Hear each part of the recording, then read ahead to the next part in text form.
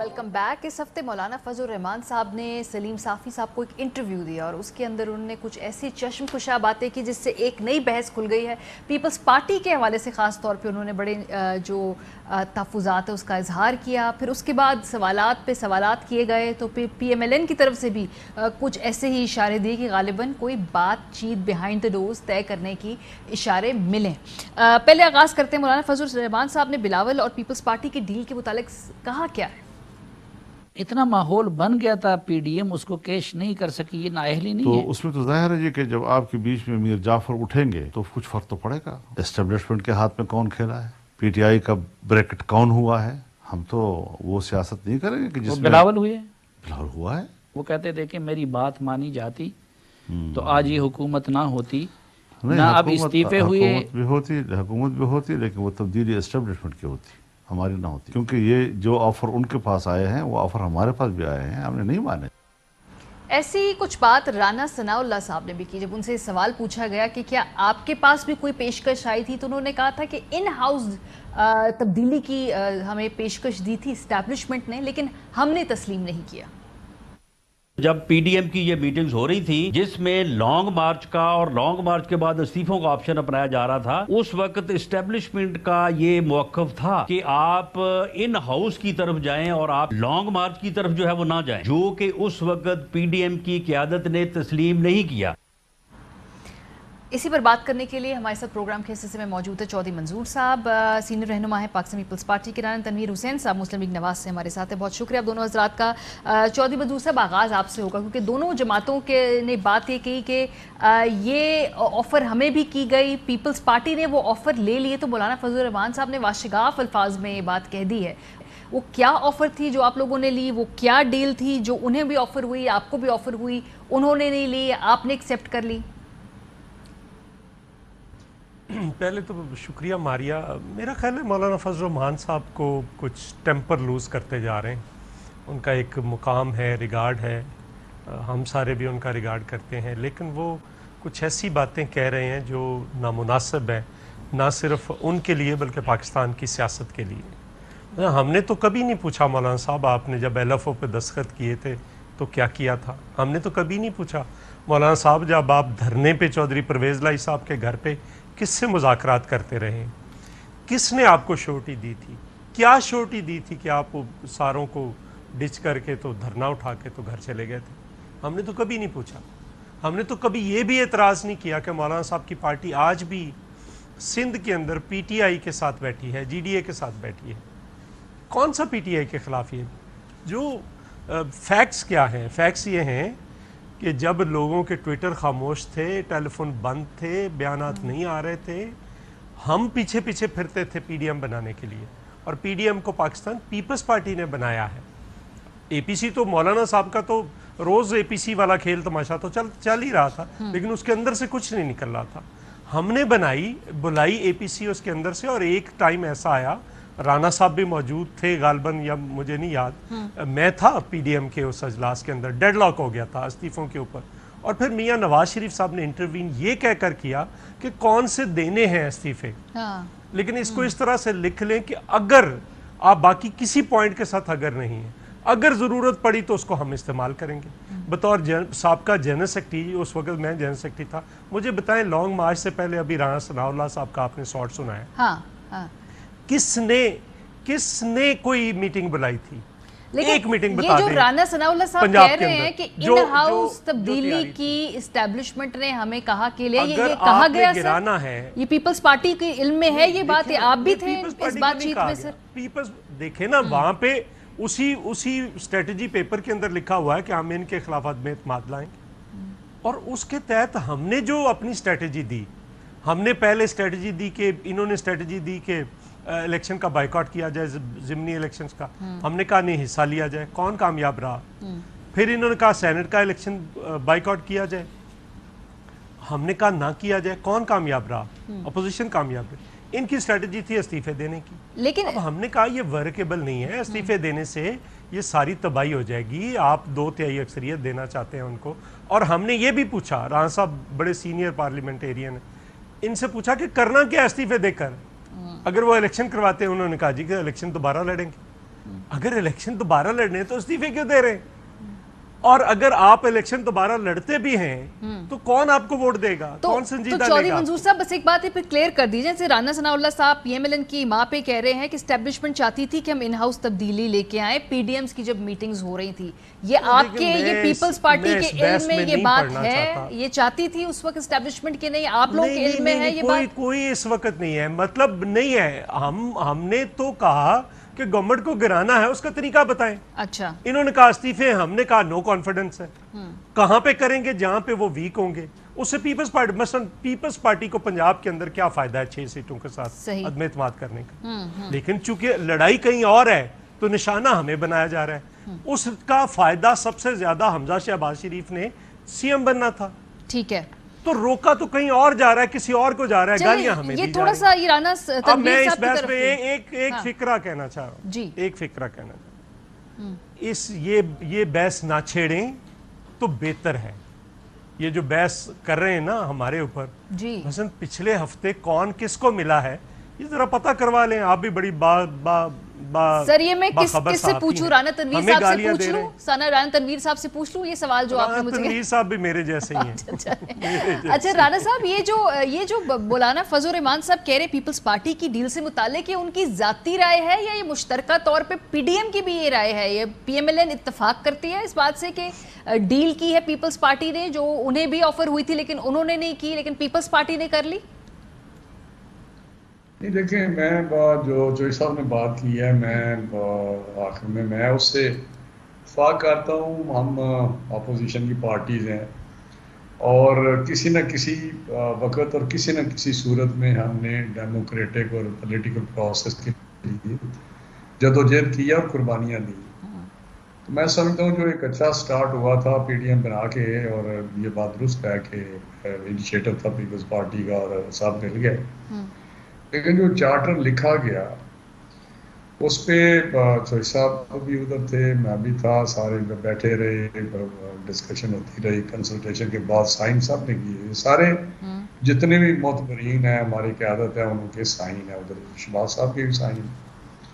उस जो डिक्लेरेशन था जी, उसका अगर पॉइंट जो महवर था या एक जो उसका लुबे लबाब था, जो पॉइंट था कि इस गवर्नमेंट से छुटकारा हासिल करना है, और उसके पीछे यही था कि ये एक सिलेक्टेड हैं, मुसल्लत किए गए हैं और धांधली से आए हैं नेचुरली, जो पाकिस्तान का हाल हुआ है, जो अवाम का हाल हो रहा है, वो सारा आपके सामने है। तो हमारी ये फर्ज अवली है अपोजिशन का कि हम इसके लिए ज़रूर कोई कदम उठाएं ताकि अच्छा जो इस हालत हुई है वो हो।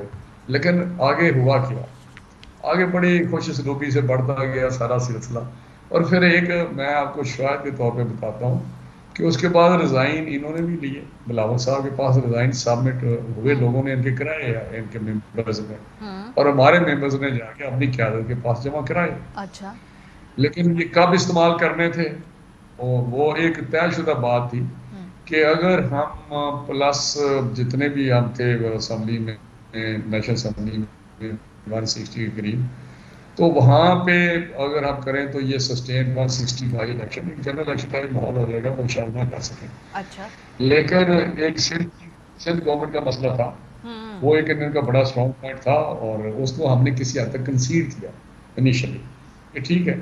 लेकिन जब लॉन्ग मार्च हमने वो बात आई, मोबिलाइजेशन सारी कर ली, और वो बड़ा एक वो कहते हैं लोहा गर्म था, सही, तो लॉन्ग मार्च के बाद यही था कि धरना और रेजिग्नेशन दें और ये सस्टेन नहीं करेंगे।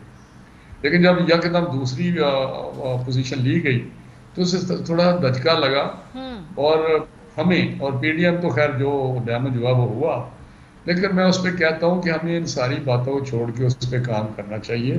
आज भी हमें काम करना चाहिए। हम एक तो कहते हैं कि जी हमने जदोजहद की है, बड़ी कुर्बानियां दी हैं, जिसमें कोई शक नहीं है। अच्छा, पीपल्स पार्टी ने कोई ज्यादा दी होगी क्योंकि उनकी जानों की भी कुर्बानियों की लीडरशिप ने दी है, और जिस काज के लिए इतनी बड़ी कुर्बानियां दी हैं कि हम एक डेमोक्रेटिक तो तरीका क्या है राना साहब आगे जाने का? क्योंकि ख्वाजा आसिफ ने पिछले हफ्ते इंटरव्यू दिया काशिफ वासी साहब को, उसमें उन्होंने तजवीज़ आगे वे फॉरवर्ड बताया। उन्होंने कहा जी कि पीपल्स पार्टी और एएनपी को पीडीएम में वापस आना चाहिए। जरा सुनिए फिर, क्या आप अग्री करते हैं इस तजवीज़ से?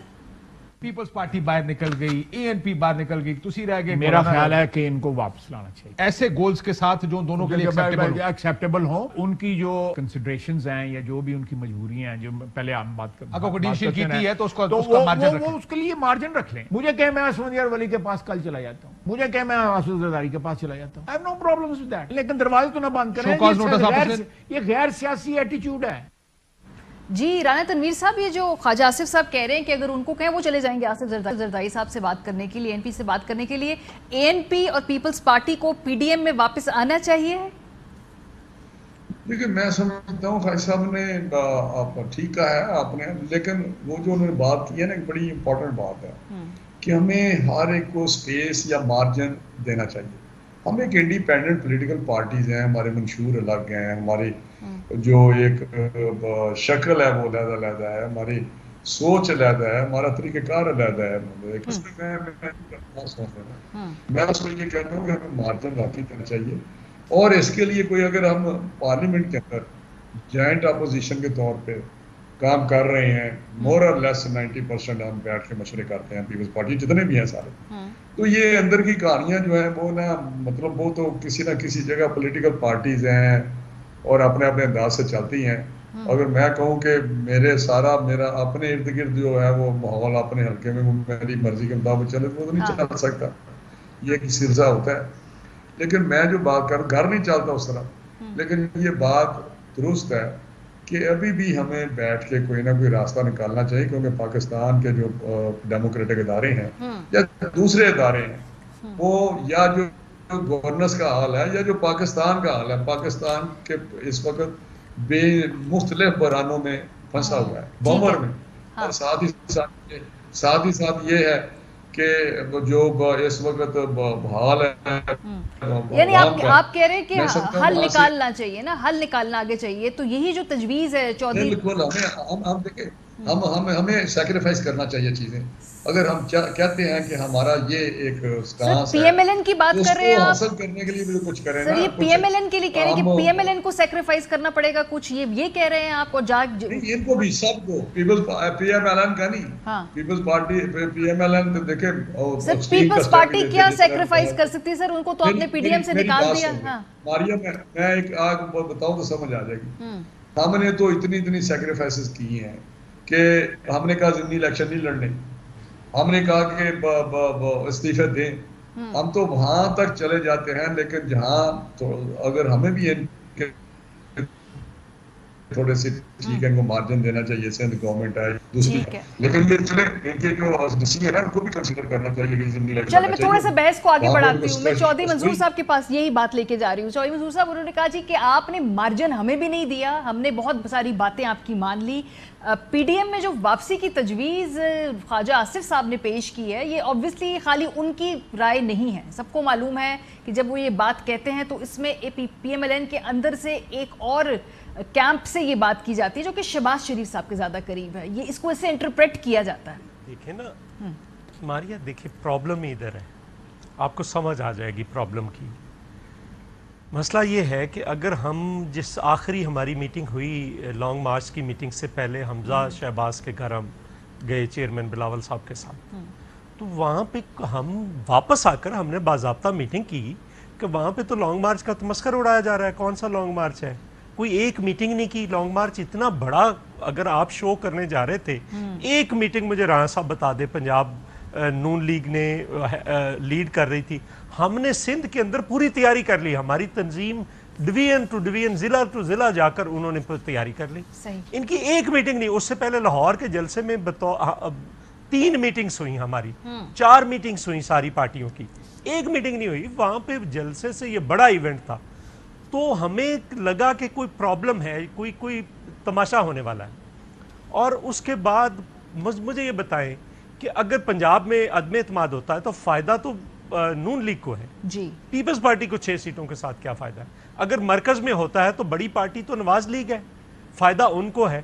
جب بھی یہ رابطہ ہوتا ہے میاں شہباز شریف کا بلاول صاحب کے ساتھ یا پیپلز پارٹی کے ساتھ, تو وہ پیپلز پارٹی کو گالیاں نکالنے والا جو بریگیڈ ہے وہ آگے آ جاتا ہے. ابھی کل کی بات سن لیں, پہلے پرسوں مریم نواز صاحبہ نے کہا جب ان سے سوال ہوا کہ شہباز شریف صاحب کو وزیر اعظم का कैंडिडेट बनाएंगे? तो उन्होंने कहा आप बाकी पार्टियों से क्यों नहीं पूछते? हमसे पूछे, हम तो रोज कहते हैं कि बिलावल भुट्टो है हमारा कैंडिडेट, इमरान खान बैठा हुआ है, बाकी पार्टियों सो बेसिकली वो मिक्स सिग्नल्स आपको अगर मियां एक मिनट जरा मुझे मुकम्मल करने दें। उन्होंने कहा अगर मियां नवाज शरीफ साहब ने बनाया तो हम उनका साथ देंगे, अगर। और कल जो मियां जवेद लतीफ साहब ने सारा भांडा ही फोड़ दिया जी। उन्होंने कहा कि हम मियां नवाज शरीफ साहब को वापस बुला रहे हैं, चौथी दफा उनको प्राइम मिनिस्टर बनाने के लिए। अब मुझे ये बताएं कि मियां शहबाज शरीफ काबिल कबूल नहीं है विद इन द एंड। और अब वो जो हैं जिनको मैं टारगेट किलर्स कहता हूं मुस्लिम लीग के अंदर, वो जो पॉलिटिकल सियासी टारगेट किलर्स हैं, वो मुतहरक हो जाते हैं, उसी वक्त वो सारी चीजें खराब करना शुरू कर देते हैं। ठीक है। और मौलाना साहब और नून लीग पे पीडीएम के अंदर हमें एतराज ये था कि आप बाहर बैठकर एजेंडा सेट करके अंदर आकर हमें मनवाना शुरू कर देते हैं। सही। तो ऐसे तो नहीं। ये बहस तो बड़ी मुझे इत्तेहाद का जो सरबराह होता है, इत्तेहाद का जो सरबराह होता है उस पर ज्यादा जिम्मेदारी सबको साथ लेके चलता है, उसको सबको साथ लेकर चलना पड़ता है। राना तनवीर साहब से तो नहीं होता इसी का जवाब दे दे, बिकॉज जो चौधरी साहब कह रहे हैं कि आपकी अपनी जमात में इतने कंफ्यूज सिग्नल्स हैं, कोई जो है वो मज़ाहमत करना चाहता है, कोई मज़ाहमत नहीं करना चाहता है, कोई जो है कुछ अरसे के लिए कहता है कि जी लॉन्ग मार्च की राह पे चल पड़ना है, दूसरे कहते हैं कि नहीं चढ़ना, हम तो 5 साल देना चाहते हैं। तो ये पहले तय कर ले राना साहब कि आप लोग चाहते क्योंकि आपके जब ये तय नहीं हो पा रहा कि आप चाह कह रहे हैं तो उससे हुकूमत को भी फायदा है ऑब्वियसली, और पीपल्स पार्टी भी तो आपको यही कहती है ना। पहले बता दें कि आप करना क्या चाहते हैं। देखिए मैं इस पे तो ज्यादा नहीं बात करना चाहता, लेकिन हम 20 मरतबा कह चुके हैं कि हमारा बड़ा क्लियर कट नैरेटिव है या एक हमारा प्रोग्राम है कि ये हमारी एक स्ट्रगल है, मफाहम और मज़ाहमत का जिस तरह भी आप उसको रंग देते हैं, लेकिन ये हमारी स्ट्रगल है एक कॉन्स्टिट्यूशन और आइन की कानून की अमलदारी पे, पासदारी पे, और साथ ही साफ शफाफ इलेक्शन जो बगैर किसी मुदाखलत।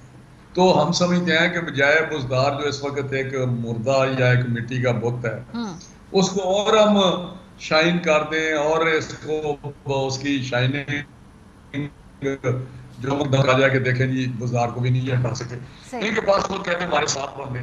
अच्छा, तो सर आप इसलिए अटेम्प्ट नहीं कर रहे कि कहीं वो अगर कामयाब ना हुई तो फिर वो शर्मिंदा हो जाएगी, ये है ना। सुन लेना, बाकी अगर 25-30 हमें चाहिए तो वो है किधर? अच्छा, हम कहते हैं हमें बताएं तो सही, वो तो अगली बात है ना। अगर हम उस पर टेस्टिफाई करेंगे, अगर वो हम समझे इनके साथ बैठ के सही, तो कोई खड़े होने वाला तो होना। चलें, ये ना तो पहले 2 इनके बंदे चले गए, हमारे 6 बंदे। सर ये आई थिंक डिलेमा है ऑपोजिशन का। बहुत